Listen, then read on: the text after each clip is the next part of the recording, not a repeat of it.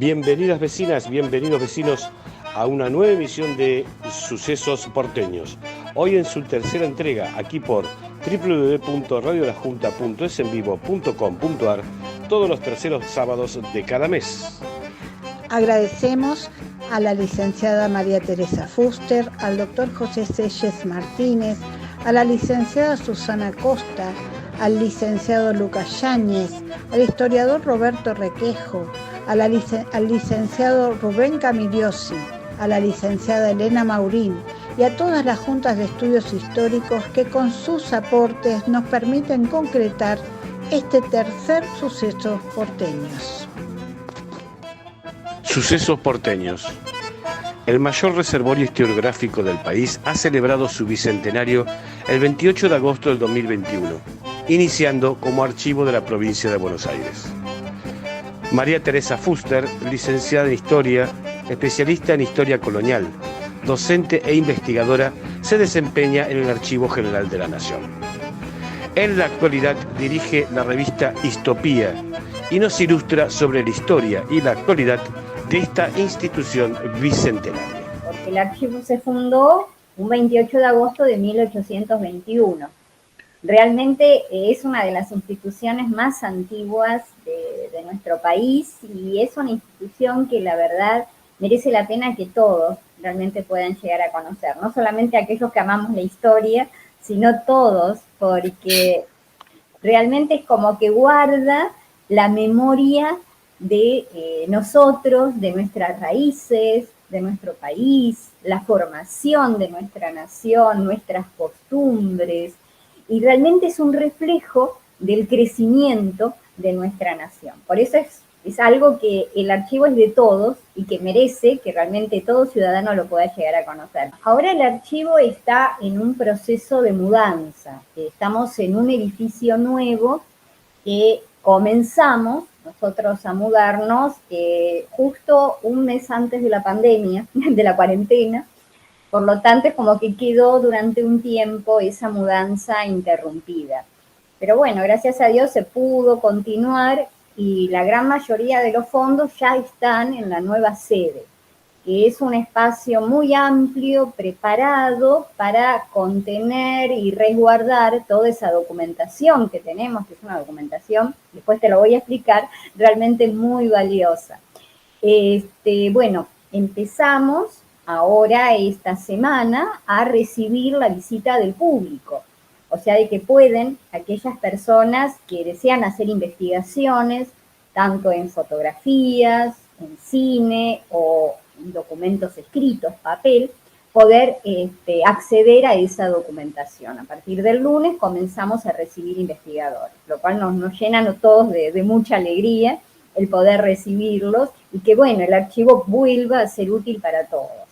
La vieja sede, la de Alem, va a seguir funcionando, pero con un departamento que es el departamento de biblioteca. Por lo tanto, van a poder acceder algunos investigadores a los fondos bibliográficos que tiene el archivo. O sea, por el momento no está abierta la consulta en biblioteca, pero en breve lo va a estar y posiblemente parte de sus instalaciones pasen a ser lugares como para hacer muestras históricas o de otro tipo, para hacer realmente un espacio cultural. Esa es la idea, no dejar ese edificio que realmente sea inservible, porque es un lugar bellísimo, que fue parte eso del antiguo Banco Hipotecario Nacional. Es un edificio de 1919, realmente hermoso, y por lo tanto se va a utilizar también para algunos eventos culturales. Pero ahora lo que es la investigación histórica, esa va a pasar íntegramente a la sede de Parque Patricio. Que está ubicada en la calle Pichincha 2080, Pichincha y Rondó. Es el predio que en un tiempo ocupó la antigua cárcel de Caseros. La parte nueva de la cárcel fue demolida y se edificó un edificio que abarca una manzana entera, que realmente está acondicionado como para recibir de manera cómoda a los visitantes y que la documentación realmente esté resguardada en condiciones adecuadas. Pero nosotros tenemos material que es en papel, que es el más antiguo, material fílmico y material fotográfico. Todo lo que es material fílmico y fotográfico, todo está digitalizado, de tal manera que el usuario puede acceder de una manera más cómoda a esa documentación. Y lo que es papel, que es lo más voluminoso, pues ya te digo, tenemos más de 500 años de documentación muy delicada, ha sido digitalizada en parte.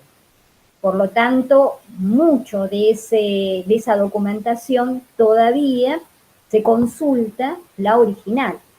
Por lo tanto, se requiere mucho más cuidado y mucho más control para poder preservar esa documentación. Y esa es la documentación que estamos en este momento consultando en la nueva sede, en Parque Patricio. Mucha de esta documentación es objeto de tráfico ilícito. Es común que muchos coleccionistas o personas del común se dediquen a vender esta documentación. Es documentación histórica muy valiosa y está protegida por ley. En nuestro país existe una ley que es la 15.930 de protección de la documentación y que es la que avala que el Archivo General de la Nación es aquel custodio de la documentación histórica oficial del país. Por lo tanto, esa documentación no puede ser objeto de venta. Y es común que en este momento se esté traficando documentación. Existe un departamento en la Policía Federal, que es el Departamento de Protección del Patrimonio Cultural, que está haciendo un trabajo realmente maravilloso. Ellos lo que hacen es hacer una serie de investigaciones, recibir denuncias de este tráfico ilícito de documentos. Cuando ocurre eso, interviene la justicia y se procede a hacer allanamientos, y en ese caso es que en general solicitan mi colaboración o la colaboración de algún otro miembro del archivo para ayudarlos en los peritajes documentales.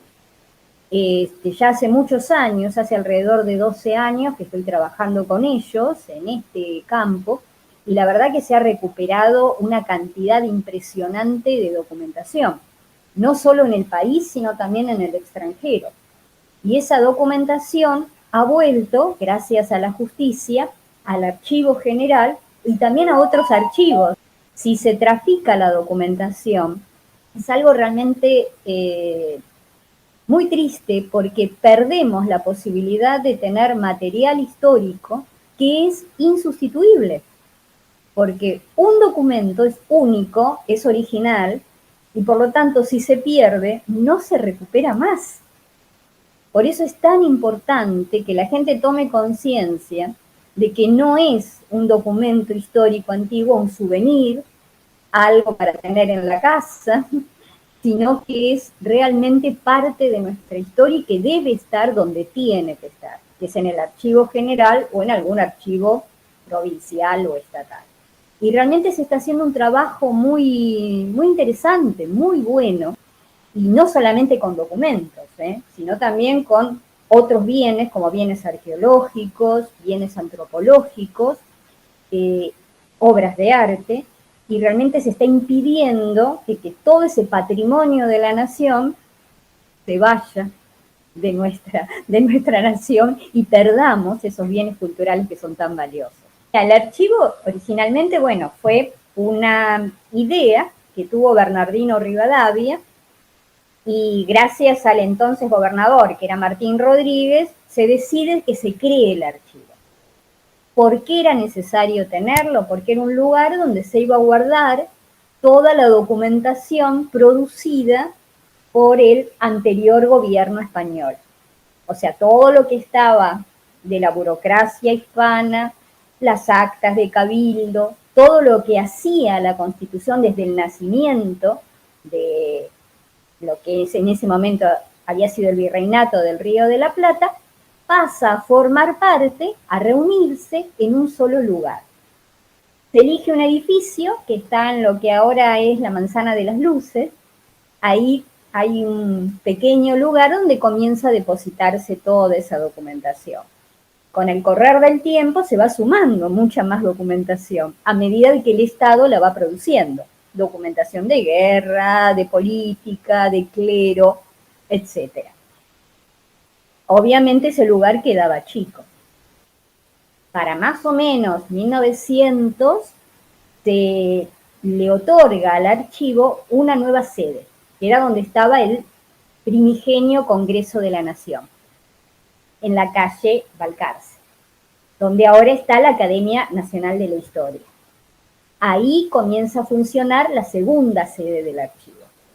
Ahí ya el archivo se agranda, porque los tiempos cambian y ahora hay nuevos soportes. Comienza la fotografía, comienza lo fílmico posteriormente, y todo eso pasa al archivo. Por lo tanto, el archivo se amplía. También queda chico ese lugar. Y en la década del 50 pasamos a la tercera sede, que era Leandro N. Alem 246, que es la sede que ya nos mudamos. Y desde el 2019 estamos en esta nueva sede, que al fin tenemos un lugar hecho exclusivamente para el archivo. Hasta aquí hemos compartido una primera parte de este reportaje a María Teresa Fuster, y de alguna forma hemos recorrido imaginariamente la nueva sede y las anteriores sedes del Archivo General de la Nación, el mayor reservorio historiográfico del país.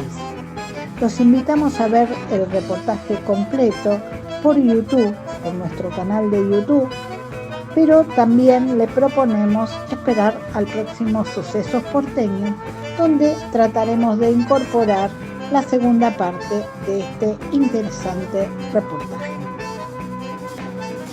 Sucesos Porteños informa que el Archivo General de la Nación se ha abierto al público en su nueva sede de Parque Patricios, sito en Rondó 2277, de lunes a viernes de 10:30 a 15:30 horas, desde el 13 de septiembre del 2021.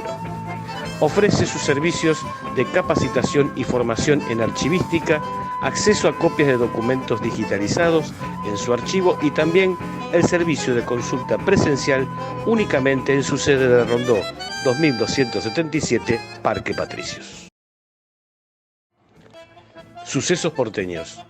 Primera parte de la entrevista al doctor José Selles Martínez, presidente del Instituto de Investigaciones Históricas de la Manzana de las Luces, a 200 años de la primera mención de ese nombre, destinada a destacar este sitio de la ciudad de Buenos Aires, sede de innumerables instituciones y acontecimientos de nuestra historia.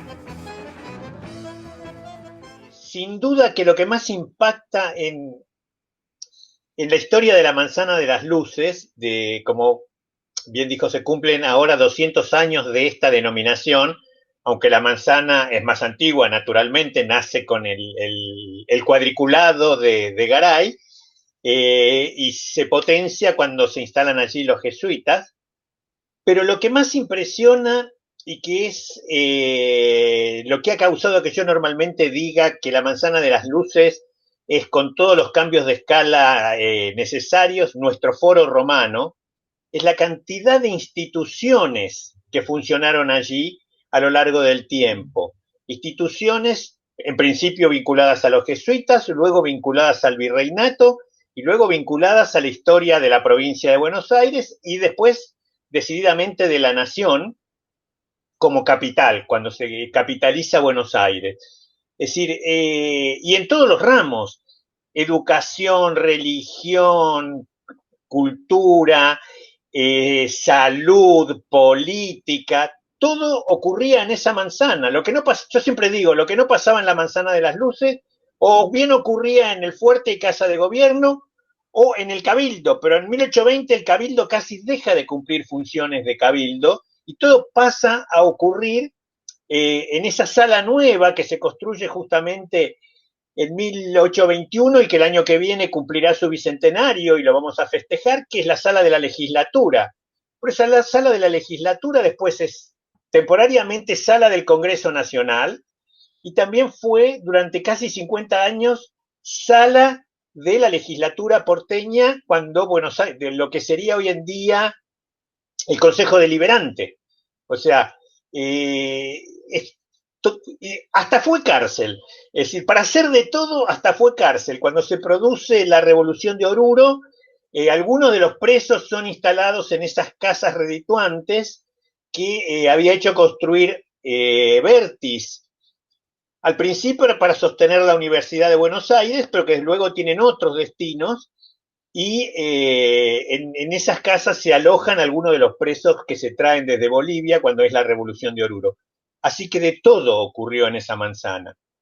Y otra cosa que yo mismo me sorprendí cuando me puse un poco a buscar en esto, el periodismo nace en la manzana imprimiendo periódicos cuando se instala la imprenta de los Niños Expósitos, y se imprimen más de una docena de títulos diferentes en la Manzana de las Luces. Es todo un hito en la historia del periodismo argentino, y de allí salen luego la prensa, que tiene sus talleres sobre la calle Moreno, que hereda de lo que era la imprenta Buenos Aires, que era de Estanislao del Campo, y donde se imprimió también otro periódico que estaba dedicado a recaudar fondos de una sociedad de beneficencia para los inválidos generados en la guerra del Paraguay. O sea, cosas muy variadas, muy insólitas, pequeños detalles y grandes sucesos. Por supuesto, el mes pasado festejamos el bicentenario de la creación en la manzana de la Universidad de Buenos Aires, pero allí también, digamos, por poner un hecho luctuoso, se lo asesina a Massa. Es decir, allí juran Rivadavia en el 26, jura Mitre, se produce las discusiones justamente de la ley de capitalización de la ciudad de Buenos Aires. Es un ámbito permanente de discusión política, de construcción institucional, de formación de ciudadanos, porque desde la época jesuita hasta hoy en día casi hay interrupciones, pero podríamos decir que casi hay continuidad en la presencia de instituciones educativas en la manzana. Es muy, muy, muy sorprendente. Y instituciones educativas además de muy buen nivel. El 1 de septiembre de 1821, el diario El Argos, que se imprime en la manzana, y cuyo responsable es Will de Wild, pero cuyos artículos no están firmados por una decisión del equipo editorial, hace un suelto, un articulito muy pequeño, no un suelto, perdón, donde dice que teniendo en cuenta que en esa manzana estuvieron los colegios jesuíticos, que estuvieron los colegios virreinales, que en ese momento están funcionando los colegios primarios y secundarios con los nombres que fueron cambiando, pero iban ocupando los mismos espacios, y que además se acaba de fundar la universidad 15 días antes, esa manzana tendría que ser llamada Manzana de las Luces. Y ese nombre fue quedando y prendió y, digamos, cumple ahora los 200 años. Refiriéndose a las luces del conocimiento, naturalmente. Sí, sí. La historia de esa sala empieza, como decíamos, en 1822, cuando, a partir del proyecto de Catelín, del mismo francés que hace la catedral, se hace la sala para el Consejo Deliberante de la provincia. Y luego, cuando se nacionaliza la ciudad, pasa a ser el Consejo Deliberante de Ciudad, en provincia legislatura, perdón, mezclé los nombres. Pero después, todos esos espacios terminan siendo de la Universidad de Buenos Aires, y allí funciona el aula magna de la Facultad de Arquitectura, que en realidad, cuando se hace toda la nueva reconstrucción, lo que se destruye es el aula magna de arquitectura, que era el espacio heredado en gran parte todavía con su decoración y con su lámpara, que después desapareció, de los tiempos anteriores. De hecho, cuando había sido asiento de la legislatura hasta 1930 y moneditas, que se inaugura el Palacio Legislativo de la avenida Diagonal Sur, General Roca, había estatuas, había mobiliario que después pasa al edificio nuevo de la legislatura y allí lo tienen conservado. La estamos construyendo una página nueva con el apoyo de la gente de Rumbo Sur, que es un proyecto que está también, y entramos dentro del grupo de las juntas. Estamos asociados con ustedes en ese aspecto, porque a mí me pareció que era importante que todo el mundo está trabajando en el tema de historia de la ciudad, y yo creo que si bien la manzana, la mitad oeste de la manzana, en este momento está gestionada por Nación, la iglesia sigue perteneciendo a la catedral, no es de los jesuitas, mucha gente cree que es de los jesuitas, no lo es, pertenece a la catedral, y el Colegio Nacional de Buenos Aires, que pertenece a la Universidad de Buenos Aires. Entonces, yo creo que el patrimonio es del pueblo y que circunstancialmente lo gestiona Nación, provincia o un municipio, no importa. Entonces, todos los que trabajamos en patrimonio y en historia tenemos que estar juntos, no podemos separarnos por si pertenece el edificio a uno o a otro, todo pertenece al pueblo. Este reportaje podrá ser escuchado sin edición, en forma íntegra, en el canal de youtube.com/Junta Histórica Lugano Riachuelo. Sucesos porteños. Paseo de la Cisterna. Visitas guiadas gratuitas. Historia de la casa de Moreno 550, que fue de los Argüibel, los Escurra y Juan Manuel de Rosas. Y también Casa de Gobierno de la provincia de Buenos Aires. Visita la cisterna de 7 metros de diámetro, recorrido por los paneles que cuentan la historia del sitio, los hallazgos arqueológicos y el uso del agua en la ciudad. Los sábados a las 16 horas y a las 17 horas, solo con reserva previa. Informes y reservas, visitas y cursos @gmail.com. Organiza Instituto de Investigaciones Históricas de la Manzana de las Luces. Descubrí los misterios que hay debajo de la Manzana de las Luces. Durante más de 300 años, los túneles se han envuelto en misterios. Para bajar a los túneles, acá tenemos el link: túneles360.manzanavirtual.net. Sucesos porteños. Conocemos a través de Liliana Mazzocco que el 8 de septiembre fue el día del barrio de Montserrat, conforme a la ley número 290. El 8 de septiembre fue el día del barrio de Montserrat. Como ya dijimos en otras oportunidades, Montserrat es cuna de la ciudad, testigo de su fundación. El vasco Juan de Garay es considerado el fundador en 1580 de nuestra ciudad de Buenos Aires, precisamente en el actual barrio de Montserrat. Alrededor de la Plaza Mayor, la actual Plaza de Mayo, se establecieron los edificios más importantes: el fuerte, donde está la Casa de Gobierno, el Cabildo y la Catedral. Solo ella, debido a la arbitrariedad de los límites, quedó fuera del barrio actual de Montserrat. En los alrededores de la plaza fueron surgiendo conventos y templos religiosos de las distintas órdenes: franciscanos, dominicos, mercedarios, jesuitas. A fines del siglo XIX, la ciudad empieza a reflejar signos de modernidad y se convierte en una de las más importantes del mundo. Surge en Montserrat la Avenida de Mayo, con suntuosos edificios de estilo francés y renacentista italiano, los tradicionales cafés y el edificio del Congreso de la Nación, que cierra el eje cívico de la ciudad, iniciado en la Casa de Gobierno. Los límites del barrio van de oeste a este, desde Avenida Entre Ríos hasta Puerto Madero, y de norte a sur, desde Avenida Rivadavia hasta Avenida Independencia. Probablemente sea la Avenida 9 de Julio, que desde casi mediados del siglo XX divide al barrio como un tajo, la que genera tanta diferencia hacia un lado y hacia el otro.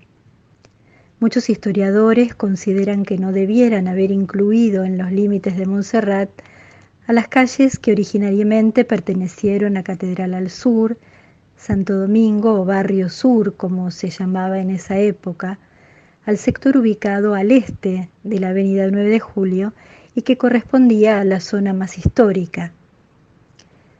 Santiago Calzadilla, en su libro Beldades de nuestro tiempo, comenta que en algunos sectores de este barrio sur, cuyo núcleo era la Plaza Mayor y sus alrededores, vivían los vecinos más ricos y llama a la zona el Saint Germain de la aristocracia porteña.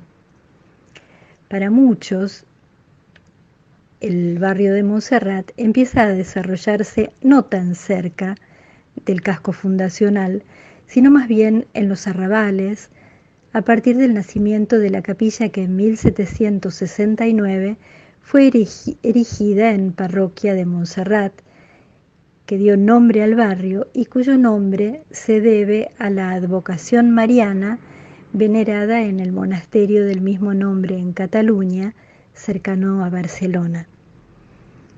Era una zona pobre, una de las más pobres, donde vivían los negros, por eso se la llamaba Barrio del Tambor, Barrio del Mondongo. Fue zona de toros y de candombe, y allí se veneraba a la Virgen negra, a la que llamaban la Moreneta. En definitiva, de un lado y del otro de la avenida 9 de Julio, repetimos, son dos áreas bien diferenciadas, a pesar de lo cual ambas constituyen, a partir de una ordenanza de 1972, el barrio de Montserrat. Vivir en Montserrat hoy es como vivir en varios barrios, el que es y el que queda de lo que fue, el textil, el de los restaurantes españoles, el comercial, el turístico, el que conserva con nostalgia la prosperidad de otras épocas. Lo que no cambia es que sigue siendo el escenario de la vida pública y política de la ciudad. Sucesos porteños. La Junta Central de Estudios Históricos de la Ciudad de Buenos Aires, Federación, nos invita al 14º Congreso de Historia de la Ciudad de Buenos Aires a realizarse los días 18, 19 y 20 de noviembre del 2021. Investigar, visibilizar y difundir las historias que nos interrogan. 14º Congreso de Historia de la Ciudad de Buenos Aires. Consultas a congresodehistoriajcba@gmail.com para el 18, 19 y 20 de noviembre del 2021. Sucesos porteños. Recuerda a una efeméride con impacto en toda la nación argentina. Sin duda, conmemorar el 4 de septiembre, el Día del Inmigrante, da mérito a entrevistar a la licenciada Susana Costa, quien en esta primera entrega resalta aspectos importantes de la inmigración italiana en nuestro país. Bueno, como ya dijimos, el 4 de septiembre se celebró el Día del Inmigrante. Sabemos que en nuestro país la inmigración fue muy importante, todas las inmigraciones de todos los países que llegaron, porque los inmigrantes contribuyeron al desarrollo de la Argentina. Hoy vamos a hacer un pequeño resumen de la inmigración italiana. Y lo primero que quisiera recordar es que ya en la época de Juan de Garay, cuando Juan de Garay llega y reparte los primeros solares en el centro de la ciudad, de acuerdo al mapa que existe en el Archivo de Indias de 1583, en ese mapa podemos encontrar varios apellidos italianos, como Pantaleone Franco. Muchos de ellos están hoy reflejados en las calles, sobre todo en Villa Devoto hay varios de estos nombres. Está la calle Franco en Villa Devoto, está la calle Griveo, Lázaro Griveo, otro de los italianos que llegó con Juan de Garay, Anco Cozza, Pedro Teane y varios más. De esta manera vemos que como desde absolutamente los inicios de nuestro país ya hay italianos en nuestras tierras. Otro de los temas que no podemos olvidar absolutamente son algunos de los próceres de Mayo. sobre todo el general Manuel Belgrano, que si bien no era italiano, su papá, Domenico Belgrano, era de la provincia de Imperia, en la región Liguria, de un lugar que se llama Costa de Onelia. Esto es en el norte de Italia, casi en la frontera con Francia. Debemos al general Manuel Belgrano infinidad de cosas. La más importante, obviamente, es nuestra bandera. Pero se festeja el Día del Inmigrante Italiano en el mes de junio en honor al nacimiento del general. Personaje que es muy reconocido en Italia y que hay una serie de monumentos, sea en Roma, en Onelia, el más importante seguramente es el de la ciudad de Génova, y los 3 de junio, que es el día del nacimiento de Belgrano, inclusive en Onelia la gente hace un desfile popular con banderas argentinas sobre sus espaldas. Esto es raro para nosotros porque estamos a años luz de por lo menos 16.000 kilómetros de Italia y probablemente nosotros no tengamos un sentimiento tan arraigado con nuestros próceres. Esto es algo que sucede en la Argentina. Llegan las fiestas patrias y uno las toma y se pone contento porque es día feriado, pero no muchas veces reflexionamos por qué vienen esos días feriados.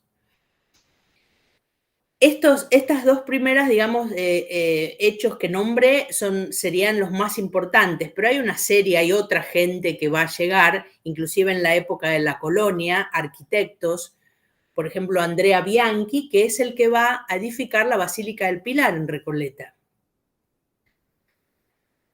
Ahora, la pregunta sería, ¿cómo comienza la inmigración en general en nuestro país? Nuestro país sabemos era un país que estaba semi-desierto, muy poco poblado, y ya en la Constitución de 1853 hay un artículo que incentiva la llegada de inmigrantes a nuestro país.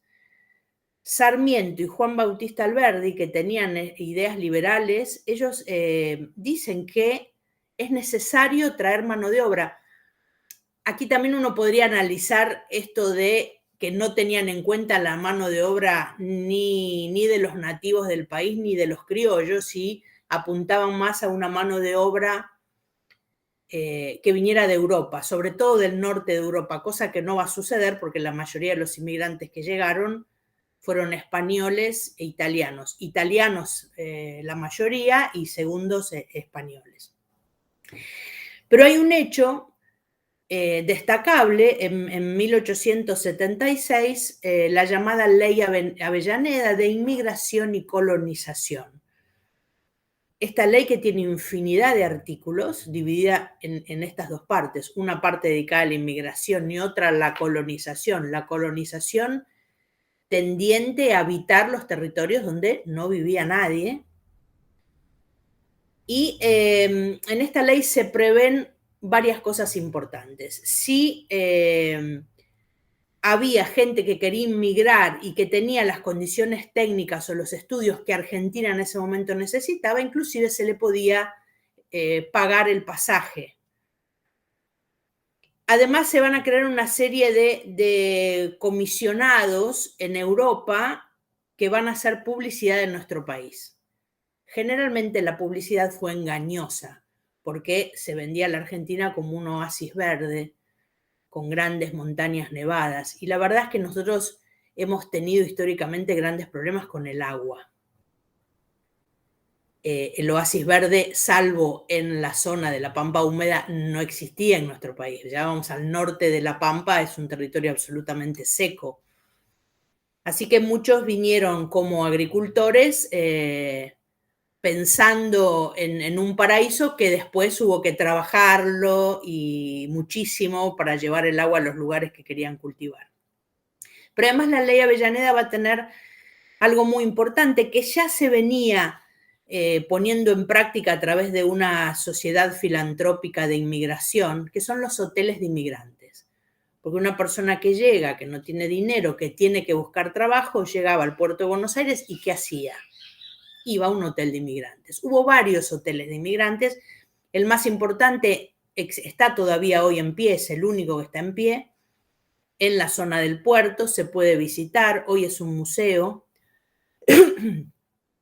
Y la gente que llegaba al hotel podía estar hasta 5 días alojados en el hotel en forma gratuita. El hotel tenía un hospital, tenía una sucursal del Banco Nación, una oficina de correos, y lo más importante probablemente es que tenía una agencia de empleos.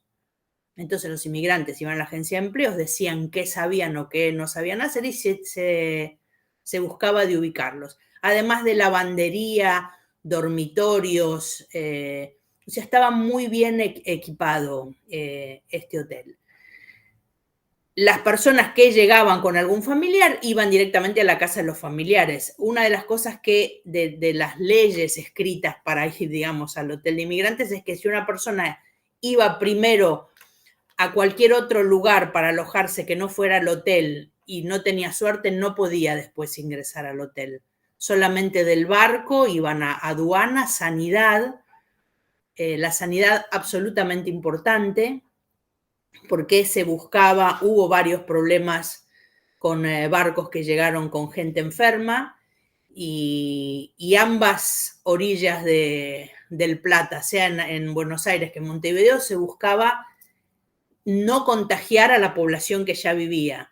Y los europeos, cualquier europeo, podía traer enfermedades y estamos hablando de una época donde hubo fiebre amarilla, cólera, hubo varias epidemias aquí en Argentina también, y entonces había que cuidar esas cosas. Para fines de siglo ya habían llegado a la Argentina 4 millones de italianos. La pregunta es ¿por qué venían tantos italianos? Y entonces tenemos que hablar un poquito de qué estaba pasando en Italia, por qué la gente inmigraba. Italia en ese momento, en el siglo XIX, era un polvorín, problemas políticos importantes porque Italia estaba dividida en ducados, principados, repúblicas, no era una unidad política como la entendemos hoy o como la que fue mientras que estuvo el Reino de Italia, sino que eran muchas fracciones políticas. Y comienza un periodo de unificación que en Italia se llamó el Risorgimento, resurgimiento, fue la unificación, donde había varias ideas. Lo que se resaltaba eran los monárquicos y los republicanos. Al vencer este proceso los monárquicos, los republicanos fueron exiliados políticos. Inclusive republicanos que actuaron en las varias guerras de independencia, porque en el norte de Italia estaba el Imperio Austrohúngaro, en el sur estaban los españoles, o sea, hubo varias guerras de independencia, inclusive tal vez la que más duele es con el Vaticano. El Vaticano poseía media Italia con ejércitos poderosísimos y fueron los que más se tardó, digamos, en expulsar, entre comillas, pero por lo menos en que liberaran los territorios ocupados. Además de estos problemas políticos que hicieron que los republicanos vinieran a la Argentina, estaban obviamente los problemas económicos. El norte de Italia había estado invadido por Francia y cuando Francia se retira, deja muchísima pobreza y desocupación. Como los primeros inmigrantes fueron de la región de donde venía el papá del general Belgrano, que es la Liguria, que es una región que está acostada, digamos, sobre el Mediterráneo, empieza en el límite de Francia, y los ligures eran naturalmente marineros y en ese momento la supremacía naval no la tenía Italia. Italia tuvo las diferentes repúblicas, por ejemplo, la República de Génova, la República de Amalfi, la República de Venecia, tuvieron supremacía en el Mediterráneo y en el gobierno con los turcos, que era muy importante porque era lo que dejaba divisas y lo que traía especias de Oriente. En ese momento la marina genovesa estaba en decadencia Y entonces muchos marineros se tuvieron que ir de Italia buscando nuevos horizontes. El primero de ellos era Cádiz, en la costa española, en las colonias que Génova tenía en el Mediterráneo, y como la marina genovesa estaba tan débil y habían perdido las rutas comerciales, empezaron a traer inmigrantes al Río de la Plata. Vieron en esta ruta una opción para económicamente estar un poquito mejor. Y así empiezan a traer a estos inmigrantes, y tenemos el ejemplo típico del barrio de La Boca, que en sus comienzos, la República de La Boca, es más, en un momento dado la República de La Boca quiso independizarse. Eso sería una historia para contar en otro momento, pero es muy interesante porque había tantos italianos que ellos declararon su independencia. Obviamente el gobierno nacional les dijo, señores, estamos en Argentina, y todo terminó. Estos emigrantes que vienen de la Liguria, establecidos en La Boca, van a empezar a comerciar. Inclusive los primeros armadores que hubo en Argentina fueron ligures, y se comienza una ruta muy interesante que es entre los ríos Uruguay y Paraná, llevando mercadería que traían de Europa y trayendo productos como naranjas, frutos, maderas del Paraguay, utilizando esta vía fluvial que fue muy, muy importante. Después de los ligures van a llegar simultáneos los ligures. Lo que pasa es que los ligures fueron los que más gente trajeron. Por eso hay algunos escritos de época que cuentan que en La Boca solamente se sentía hablar genovés. Después fueron llegando los romanos, los de la Lombardía, los del Piemonte, es decir, de otras regiones de Italia, y los inmigrantes italianos se expandieron en la ciudad, primero obviamente en los barrios aledaños como Barracas, y dejaron estos inmigrantes de todas las regiones una impronta muy importante en nuestro país. Sucesos porteños. Compartimos una serie de actividades que se realizan por acuerdos entre la Sociedad Friulana Buenos Aires y la Junta Central de Estudios Históricos de la Ciudad de Buenos Aires, Federación. El 4 de septiembre del 2021, Día de la Inmigración en la República Argentina, la licenciada Susana Costa realizó una disertación sobre la inmigración italiana en Argentina. Sucesos porteños. Y siguiendo con los seminarios de historia en su segundo año, por Friulana Online, historiadores de distintas juntas realizaron disertaciones a beneficio de distintos hospitales. Les compartimos distintos títulos realizados los lunes de agosto y septiembre, siendo el próximo lunes 20 de septiembre a las 19:30 horas el historiador porteño Leonel Contreras, quien disertará sobre mitos y leyendas de Buenos Aires. Sucesos porteños. Entre los barrios que han conmemorado su nacimiento en el mes de agosto, felicitamos al barrio de Barracas por sus 168 años. Fue celebrado con distintas actividades que nos detalla el presidente de la Junta de Estudios Históricos de Barracas, licenciado Lucas Yáñez.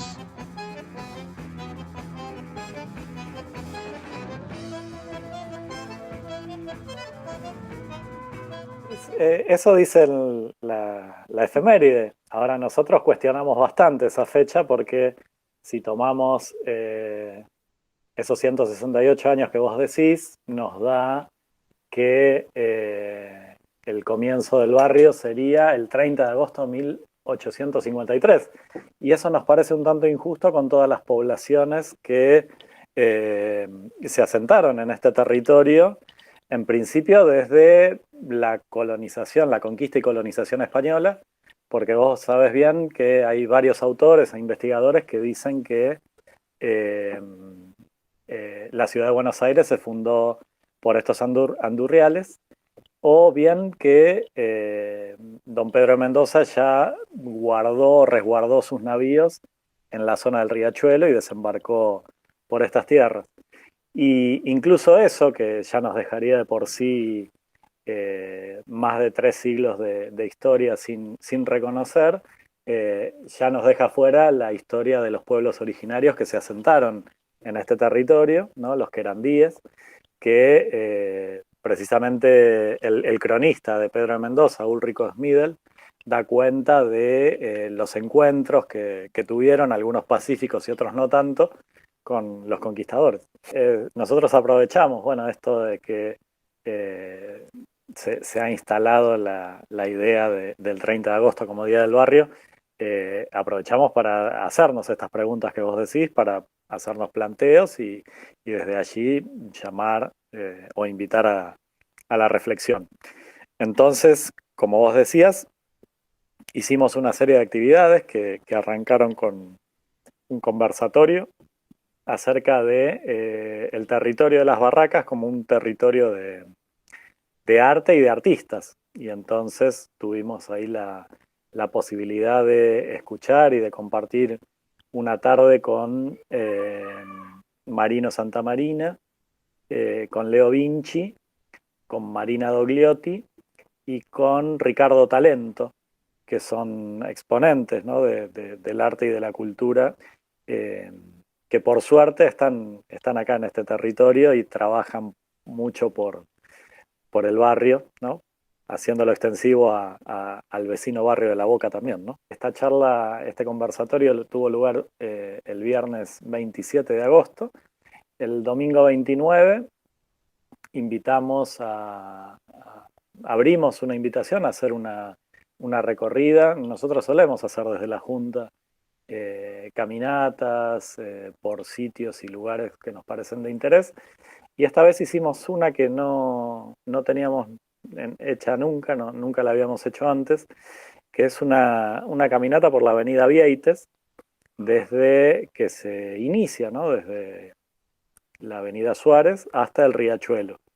En realidad tuvo una precuela porque pasamos por el taller de Marino Santamarina, que no está sobre Vieites, pero está ahí cerquita. Entonces aprovechamos para conocer el pasaje Lanín y después sí nos adentramos por la avenida Vieites y fuimos punteando, recorriendo, analizando, mirando, compartiendo con las amigas y los amigos que se acercaron.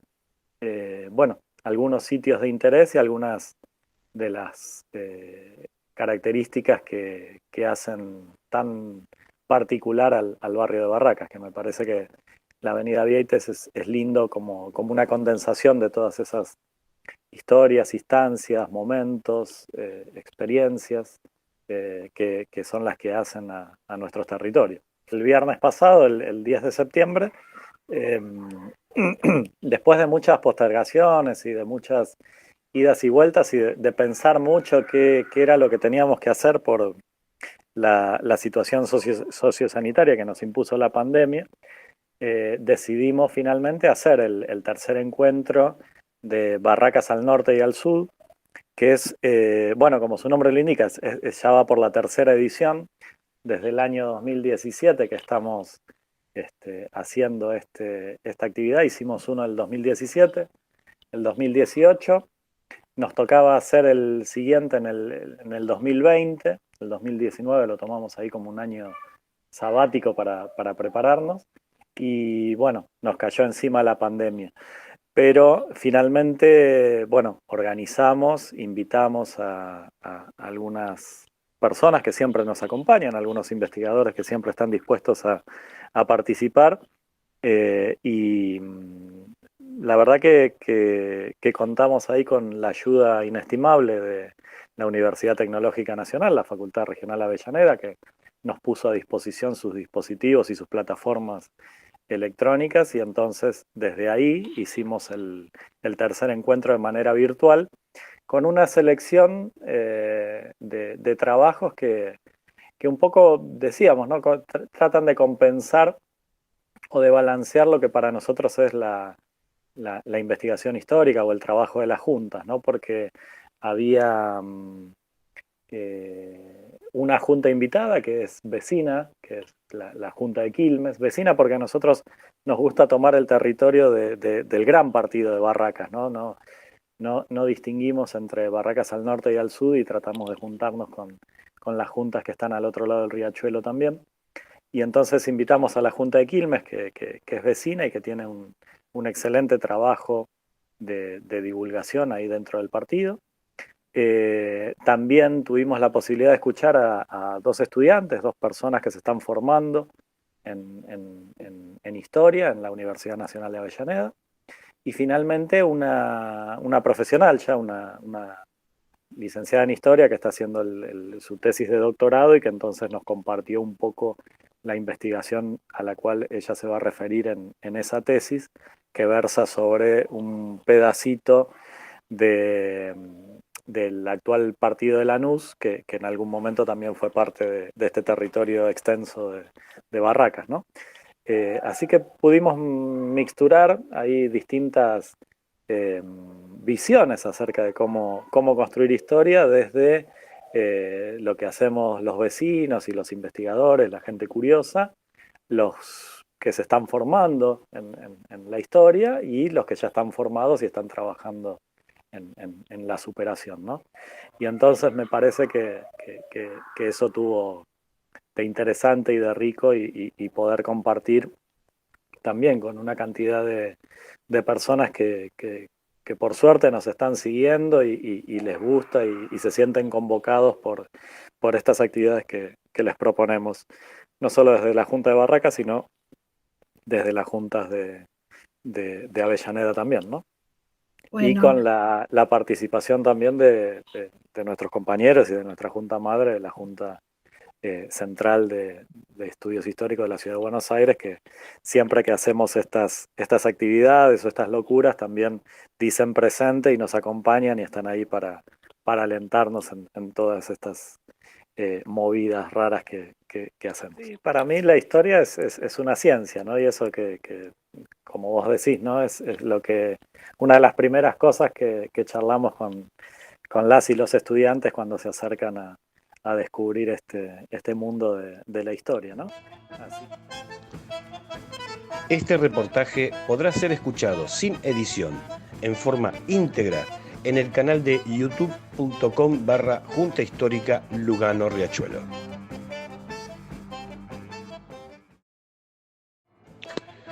Sucesos porteños. La Junta de Estudios Históricos de la Ciudad de Buenos Aires Federación y algunos de los eventos destacados desarrollados durante el último mes. Estimados amigos, oyentes y conductores de Sucesos Porteños, el excelente programa de Radio La Junta. Soy Rubén Camiliosi y como presidente de la Junta Central de Estudios Históricos de la Ciudad de Buenos Aires, que como sabemos es una federación que agrupa a los 48 barrios porteños, queremos informarles sobre algunas actividades realizadas en nombre de la misma. Por ejemplo, nuestra asistencia al aniversario del barrio de La Boca el sábado 29 de agosto del presente. Fuimos acompañados por Víctor Fernández, director del Museo Benito Quinquela Martín, Diego Mario Rivarola, personalidad destacada de la cultura de nuestra ciudad, habiendo concurrido por nuestra parte la secretaria general de la Junta Central, Elena Inés Maurín, y quien les habla. La Junta Central también fue invitada a la entrega de la distinción Personalidad Destacada de la Cultura de nuestra ciudad al señor Diego Mario Rivarola en la legislatura de la Ciudad Autónoma de Buenos Aires, con la presencia del ministro de Cultura, legisladores y representantes destacados de la cultura ciudadana, teniendo el honor de asistir representando a esta Junta Central. Estuvimos presentes y adherimos junto a la Junta Central al homenaje a Domingo Faustino Sarmiento en el mausoleo del cementerio de la Recoleta, convocados por varias instituciones. El sábado 11 de septiembre por la mañana estuvimos Ezequiel Guerrero, Elena Inés Maurín y quien les está haciendo este comentario.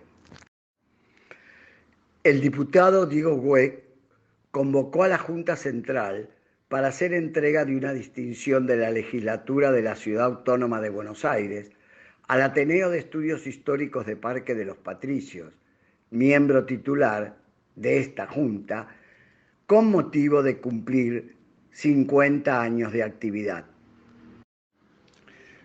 Recordamos también el homenaje que realizamos a quien fuera figura relevante de esta Junta Central, el expresidente don Edgardo José Roca, y que al momento de su fallecimiento era presidente honorario. Creador y director de la biblioteca, la que se propuso para que la misma lleve su nombre por mesa directiva, y fue avalado por unanimidad por la comisión directiva. También fue reafirmado por los asistentes a la reunión plenaria del día jueves 29 de agosto del corriente. Sobre este evento daremos la información cuando hayamos decidido el día y horario en que se realice la imposición del nombre. Sucesos porteños. La Junta Central de Estudios Históricos de la Ciudad de Buenos Aires, Federación, agradece a la familia del historiador Edgardo Roca que, honrando la generosidad de quien falleciera recientemente en el cargo de presidente honorario de esta institución, donó la colección completa de Todo es Historia para la biblioteca que llevará su nombre. Sucesos porteños.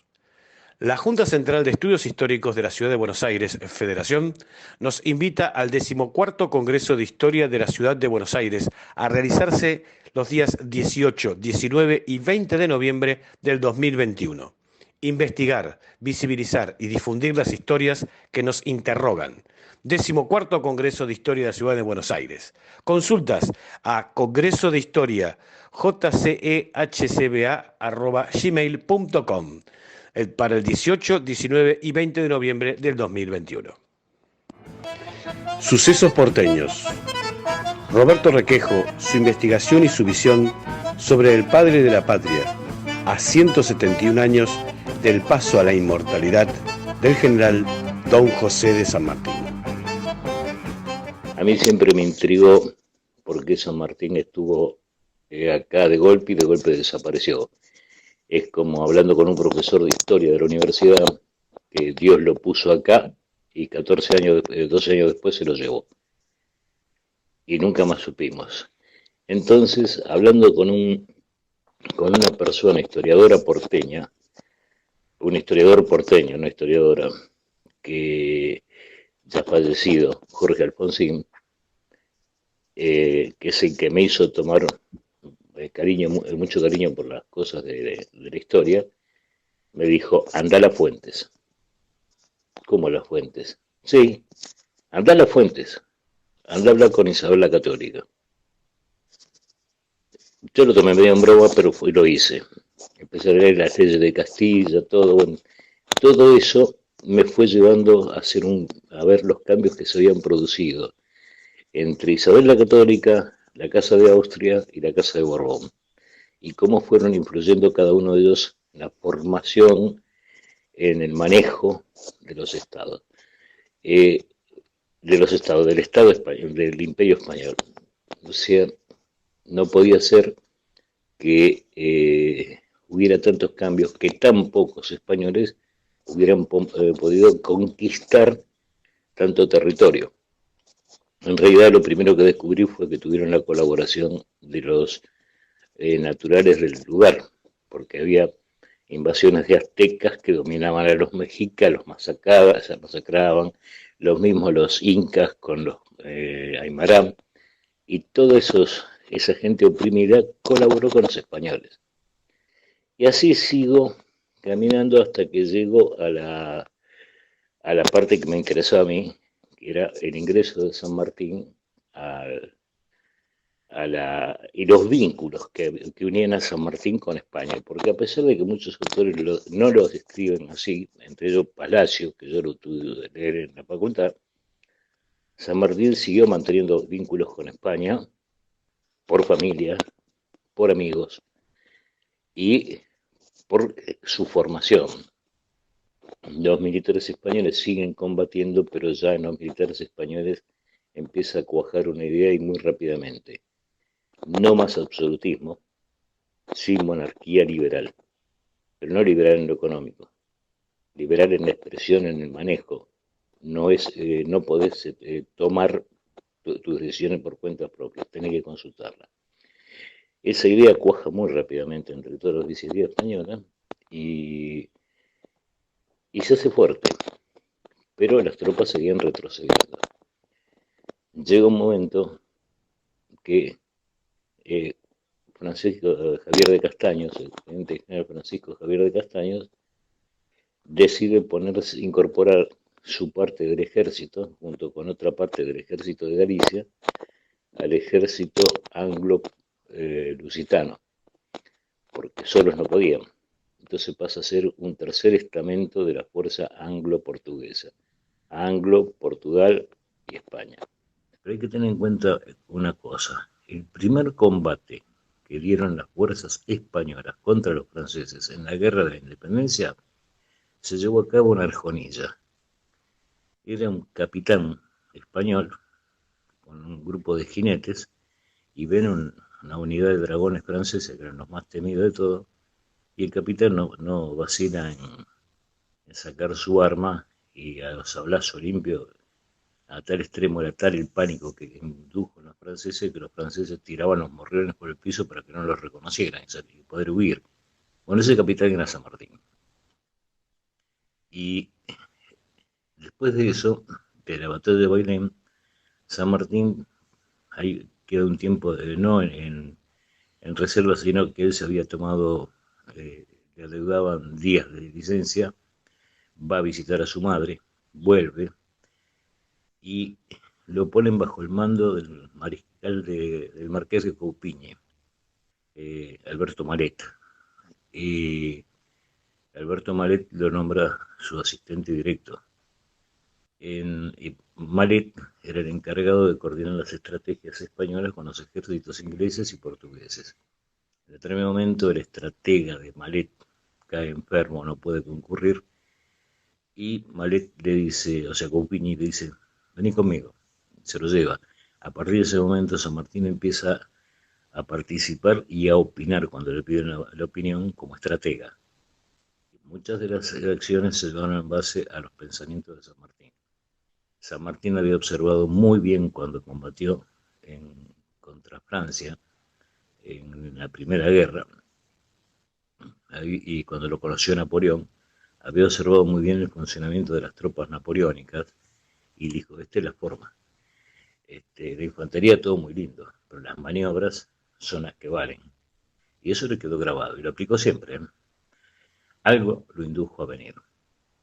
Cayó de improviso. A todo esto, antes él había perdido un gran amigo, que era el Marqués de la Solana, que murió linchado por el público, y San Martín se salva, por gracia del coronel Juan de la Cruz Murgeón, pero se salva porque lo querían linchar él también porque era igual al Marqués de la Solana, morocho como él todo, y lo habían confundido con él. Entonces, bueno, de golpe y porrazo San Martín presenta una solicitud para su retiro con derecho a uso de grado y uniforme. Y ahí empieza el primer detalle. La Junta de Gobierno de Andalucía, que era el único estamento de poder que quedaba, funcionaba en la isla de León, porque todo el resto de España era Francia.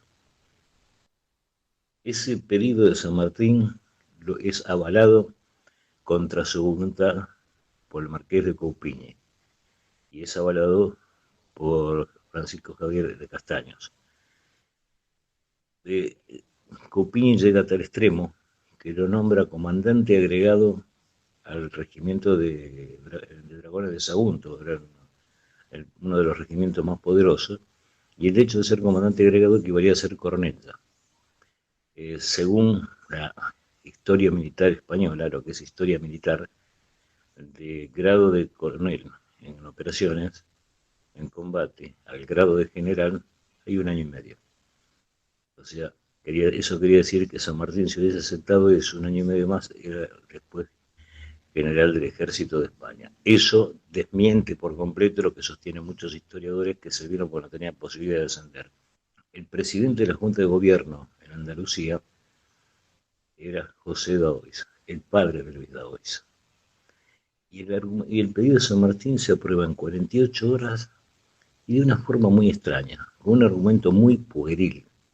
Dice, un sueldo menos para pagar. Eso no se justifica al decir cuando se está hablando de una estratega de la talla de San Martín.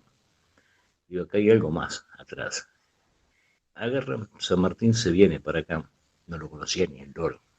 Y pudo entrar acá porque se había hecho amigo de Alvear. Y Alvear lo introdujo en la sociedad. Pero no lo querían. La familia de Escalada jamás lo quiso.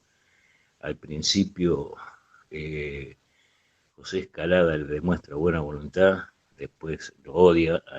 De hecho, en el testamento de Escalada no lo nombra prácticamente. Nombra a De María un montón de veces, pero no a San Martín.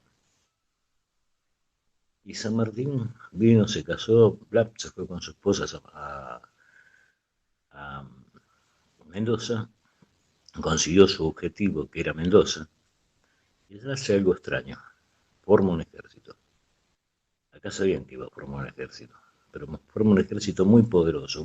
Empieza la campaña de Chile, lo estoy haciendo muy resumido, pasan a Chile, viene Maipú, Chacabuco, Maipú, la derrota de Cancha Rayada, los españoles se van a Valparaíso, se vuelven para Perú, queda él ahí y toma una estrategia muy, muy rápida, es propio de una estratega. Renuncia al ejército. Y todas las eras, todo dice espejo, todo dice, no puede ser, no, porque piden la renuncia allá. Por plebiscito lo dejan como jefe del ejército, pero de otro ejército, un ejército chileno. Cuando Rivadavia le ordena venir para acá, no puedo, yo ya no soy más militar del ejército argentino, del ejército del virreinato, soy militar chileno. De hecho, la expedición que sale de Chile a Perú va bajo bandera chilena, aunque tiene 2 estrellas más, una por Perú y otra por Argentina. Por el virreinato, vamos con propiedad. Desembarca en Pisco, va hasta Guaira, forman cuartel ahí, pero no ataca, no presenta batalla. Pero sí hay intercambio de correspondencia. Hubo la reunión de Miraflores, Guaira, todo, inclusive las casas se conservan donde estuvieron ellos. ¿Y con quiénes habla? Habla con el virrey Pezuela, habla con el virrey de la Serna. Nos dice la guerra de la independencia. No fue una guerra de la independencia. Si hablamos con toda honestidad, fue una guerra civil entre españoles, sean peninsulares o criollos o americanos, pero todo en España. No es que porque naciste en Buenos Aires no eras español. No. Cuando acá le preguntaban a una persona de acá de América, a un criollo, el gentilicio de él, decía católico y súbdito del rey. Muy clarito. Si uno mira la historia de los integrantes del Congreso de Tucumán, nos vamos a llevar la sorpresa que la mayoría eran monárquicos. Belgrano, Pueyrredón, San Martín, Godoy Cruz, eran todos monárquicos, la Prida. Entonces, eso hace cambiar un poco la historia de las cosas. Y San Martín, hay algo que dice en su momento, dice 2 o 3 cosas después de la batalla de Chacabuco, la cantidad de soldados muertos que hay, que la mayoría eran de raza, eran africanos, que eran esclavos que se habían incorporado. Dijo, mis pobres negros. Y después dice algo que es muy importante. Él dice, estos pueblos jóvenes hay que sujetarlos con mano de hierro para que no se desbanden y hagan desastres. Nadie le hizo caso. Bueno, hasta el día de hoy seguimos viendo lo que es uno que se pelea por allá, el otro por el otro lado. Bueno, La última guerra civil acá en Argentina fue en 1880, después hubo golpes de Estado. Él decía eso. Para que encauzarlo hay que sujetarlos con mano de hierro. Esa es la única forma de encauzarlos. Bueno, San Martín se va al exilio en Bélgica, pasa una temporada con su hija, después viene el hermano, se queda un tiempo con él, vuelve para Francia cuando Felipe de Anjou, el rey burgués, se hace cargo de Francia. Pasan los años y un día se decide traer el cuerpo de San Martín acá. Y bueno, no se hace lo que pide San Martín. San Martín pidió que su corazón estuviera en el cementerio de Recoleta. O sea, está pidiendo que el corazón de él estuviera en la sepultura de la mujer. Y el cuerpo quedará en Francia. Bueno, no se cumplió con eso, se trajo el cuerpo, ni siquiera se lo mandó a la Recoleta, lo pusieron en la catedral, tampoco trajeron los restos de la mujer a la catedral, sí, lo de Guido, la Cera, todo están ahí.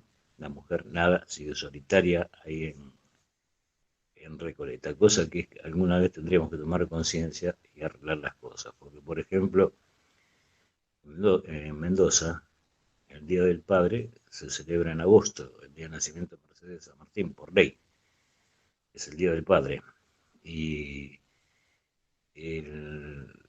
se propuso a nivel nacional, no tuvo cabida la ley, no la trataron siquiera en el Congreso. Creo que los mendocinos van a volver a la carga con eso y sería en algún momento una necesidad, un acto de justicia juntar los restos de toda la familia. San Martín es un enigma, yo diría que es un millón de enigmas, porque cada vez que uno camina encuentra algo bajo una baldosa. San Martín es un gran militar, para mí lo más grande que hay, ojo, junto con Belgrano están los dos a la par, pero Belgrano tiene la diferencia que fue un abogado que se hizo militar, este era militar de carrera, pero fue un gran hombre de Estado, cosa que nadie ve.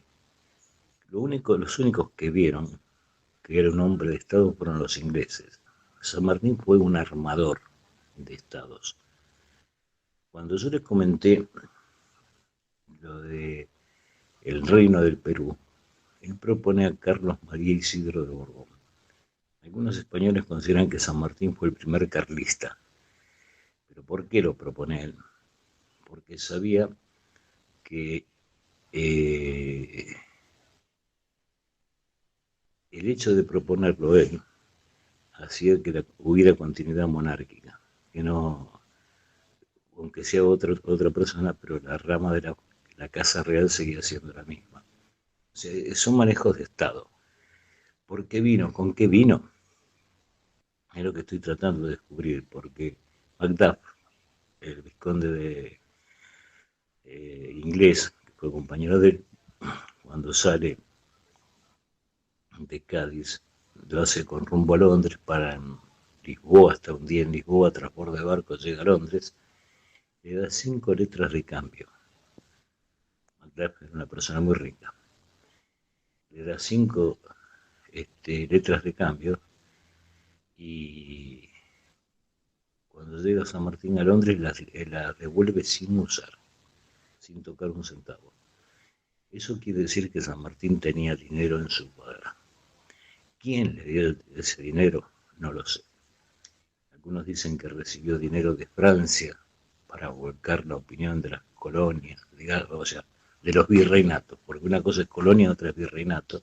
En todas las academias militares del mundo es obligatorio estudiar la vida de San Martín. En West Point, la cátedra de estrategia de West Point se llama José de San Martín. Y hay un busto de él a la entrada, un cuadro, un busto, no sé, creo que algo de eso hay. No, es un cuadro lo que hay. Y en el centro de Washington hay un busto de San Martín. Sucesos porteños. Entre quienes rindieron homenaje al padre de la patria el 17 de agosto se encuentra la Asociación de Amigos del Cementerio de la Recoleta. En la ocasión, se hizo presente en representación de la Junta Central de Estudios Históricos de la Ciudad de Buenos Aires, Federación, su secretaria, licenciada Elena Maurín. Sucesos porteños. También en el ciclo ADACRE 2021, modalidad virtual, la profesora Florencia Grosso expuso sobre liderazgo sanmartiniano, el libertador y su capacidad de conductor. Sucesos porteños. La Junta de Estudios Históricos y Culturales de Villa Lugano y Villa Riachuelo, el 17 de agosto del corriente año, se hizo presente y acompañó el izamiento del pabellón nacional en la escuela Dr. Alfredo Lanari, establecimiento que cumple 100 años. La ocasión resultó propicia para dirigir unas palabras a los alumnos que reiniciaban las clases presenciales, destacando el legado del padre de la patria, recordando el testimonio de vida ejemplar de su nieta, Josefa Dominga Balcarce San Martín.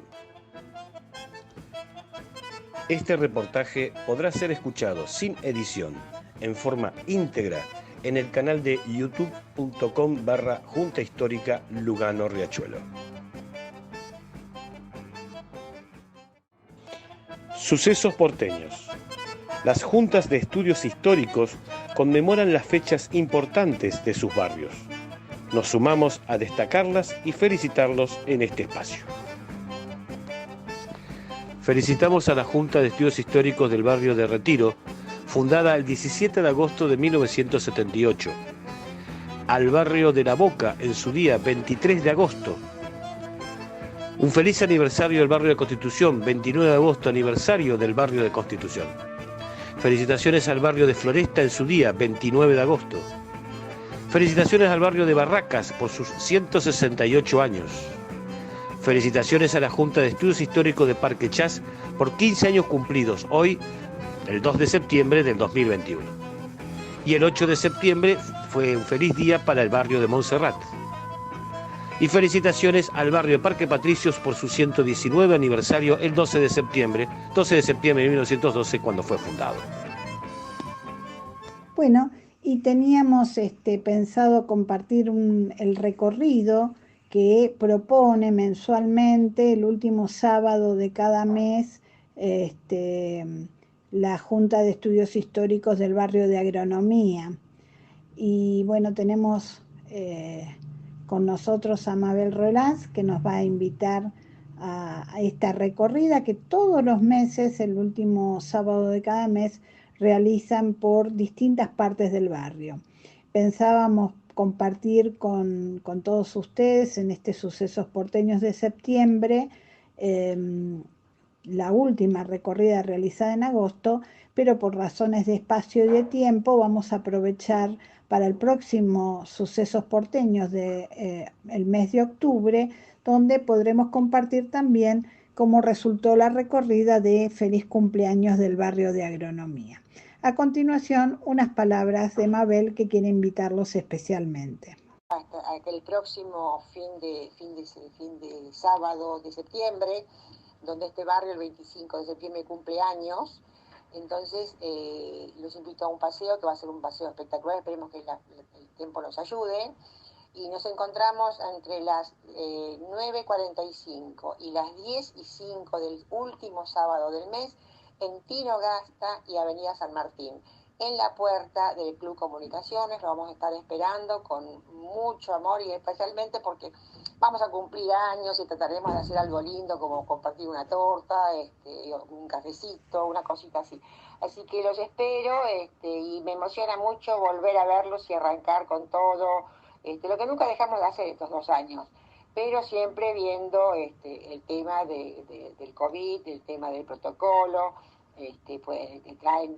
Va a ser sol, así que traigan sombreros y algo para los mosquitos, porque en este momento está lloviendo bastante seguido, bueno, ya van a empezar a haber mosquitos, así que traen algo para los mosquitos, algo para el sol, sombrero, zapatillas cómodas y muchas ganas de caminar.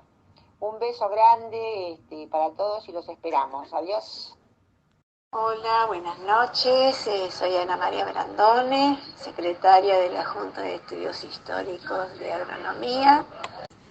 Los quiero invitar para este sábado 25 de septiembre a nuestra visita mensual, donde además de hacerla como todos los meses, vamos a celebrar el cumpleaños del barrio. Sucesos porteños, un programa que se emite todos los terceros sábados de cada mes aquí por www.radiolajunta.esenvivo.com.ar y para escuchar los reportajes sin editar y en extenso por el canal de YouTube, youtube.com/Junta de Historia Lugano Riachuelo. Sucesos porteños. Sucesos porteños. Acontecimientos y efemérides de la ciudad de Buenos Aires y de nuestro país. Sucesos porteños. El 11 de septiembre se llevó a cabo la disertación Sarmiento y 150 años de la exposición agroindustrial, a cargo del profesor, escritor, investigador y editor Ricardo de Tito. El padre del aula fue también pionero del desarrollo industrial, tecnificación y modernización agropecuaria. Sucesos porteños. La Academia Browniana del Instituto Nacional Browniano y el grupo editorial Planeta invitaron a la presentación virtual de la obra Brown, primer almirante de los argentinos, del doctor Miguel Ángel de Marco. Fue el miércoles 15 de septiembre del 2021. Sucesos porteños. El 15 de septiembre se cumplieron 214 años de creación del Regimiento de Infantería 1 Patricios, porque un 15 de septiembre de 1807 fue creada la Legión de Patricios Urbanos de Buenos Aires, hoy Regimiento Patricios. Un pasado de gloria, un presente de compromiso y de servicio, un futuro de honor. ¡Feliz aniversario! Sucesos porteños quiere felicitar a todos los profesores en su día, 17 de septiembre, fecha que conmemora a José Manuel Estrada, pensador argentino destacado no solo en el ámbito de la educación, sino también las letras, la oratoria, la historia, el periodismo y la filosofía. Estuvo a cargo del Departamento General de Escuelas del Gobierno de la Ciudad de Buenos Aires durante 1869 y además fue rector del Colegio Nacional de Buenos Aires. Este día ocupa un lugar en el calendario en reconocimiento a Estrada, fallecido un 17 de septiembre de 1894, pero sobre todo al trabajo que los profesionales de la educación realizan día a día. ¡Feliz Día del Profesor! Sucesos porteños. La independencia de las Provincias Unidas del Río de la Plata fue objeto de jura en cada una de ellas. El 13 de septiembre de 1816 se realizó la jura en Buenos Aires. En esta segunda y última parte de la entrevista a la licenciada Elena Maurín, conoceremos detalles de este acontecimiento con impacto local. Pues el alférez mayor, don Francisco de Escalada, que ha pedido en Buenos Aires los Escaladas, con voz fuerte y clara, arengó a los ciudadanos y les tomó juramento, el mismo que se había tomado en todas las ciudades del interior, porque Buenos Aires fue la penúltima en hacerlo. La última era Salta, que como estaba en el límite allá de la guerra prácticamente, Salta y Jujuy tenían una complicación muy grande. Después, agitando el estandarte, se arrojaron monedas a los cuatro costados del tablado, diciendo: renazca la concordia, renazca la unión nacional, la patria, la independencia vivan. Y hacían caer las monedas del nuevo puño por los costados del tablado. Y este testigo dice con admiración que la multitud que las recogía se notó un llamativo orden que demostraba su amor a la patria y no el vil interés ni la sórdida codicia. Los niños de las escuelas soltaron palomas blancas con cintas azules, repique de campanas, salvas de artillería, cohetes, gritos de viva y de alegría. Después de las 4 de la tarde, cada barrio presenció y participó con danzas, contradanzas, comparsas, bueno, fuegos artificiales. Había más festejos preparados para los días siguientes, pero todo tembló y ese eco formidable que hacía resonar el huracán, el trueno, el diluvio de agua y granizo en la noche del 16 de septiembre, dice Muñoz, el testigo. Se repitió con más el 17 y el 18. El río enfurecido arrojó 13 buques sobre la costa y un torrente de agua nunca visto inundó los campos del riachuelo en 5 leguas de extensión, con más de 2 varas de profundidad. El testigo Bartolomé Muñoz escribió: ¿cómo se olvidará en Buenos Aires el equinoccio de 1816? Pero al acordarnos siempre repetiremos: en él se proclamó aquí nuestra independencia. Las casas de barracas se inundaron. Las aguas cubrieron el puente cortando las comunicaciones. Las haciendas, los buques, las barracas y las pulperías quedaron deshechos. Hubo 10 ahogados. Los realistas más intransigentes, porque estábamos en guerra, ¿no? Más que una brecha era eso. Los realistas empecinados decían, se alegraron diciendo: tomá independencia, castigo de Dios. Sin embargo, calmado el temporal del equinoccio, se vio que las pérdidas no habían sido tantas para los criollos como se pensaba, y quienes más perjudicados habían salido eran los contrarios a la independencia, mientras que a los criollos, en las quintas de los patriotas, sobre todo de la zona de Tigre, la tormenta las benefició, porque limpió las zanjas, fertilizó las tierras y fecundó sus planteles. Entonces, ¿qué pensaban los criollos? Dios es justo. Ante los enormes desafíos de nuestro tiempo, parece oportuno reafirmar los principios y valores fundacionales.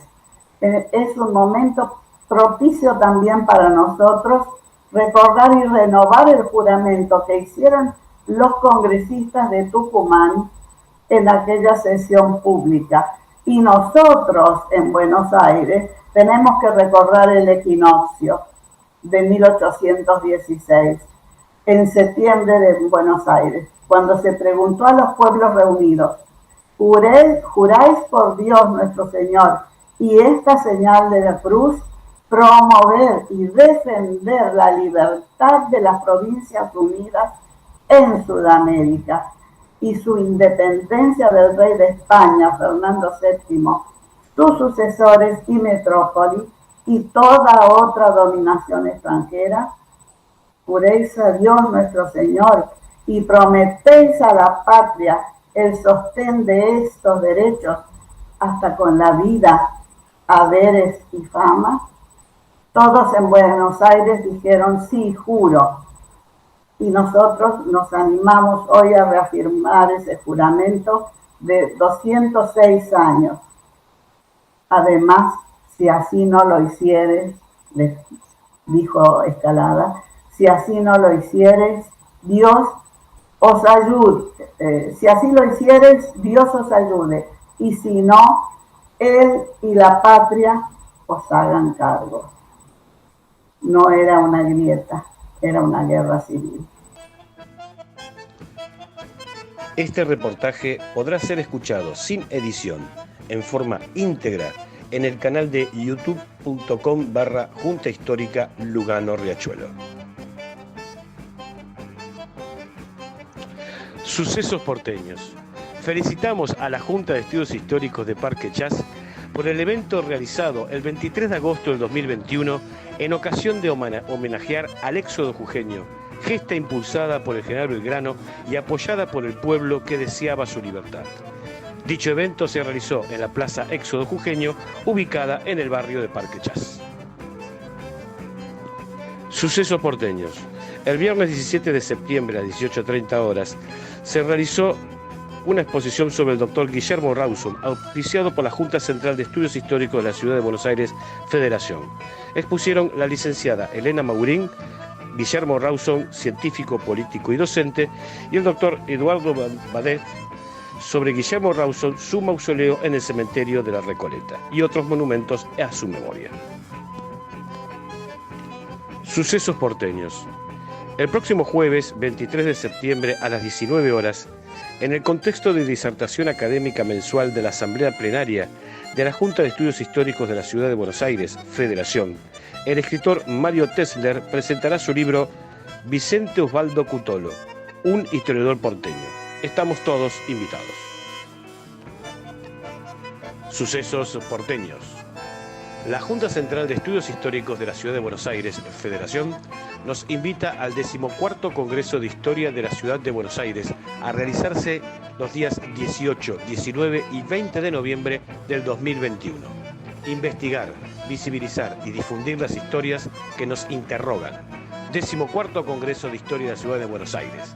Consultas a congresodehistoriajcba@gmail.com para el 18, 19 y 20 de noviembre del 2021. Hemos llegado al final de la tercera edición de Sucesos Porteños. Deseamos que haya sido de su agrado y los esperamos el próximo tercer sábado del mes de octubre para compartir nuevamente Sucesos Porteños.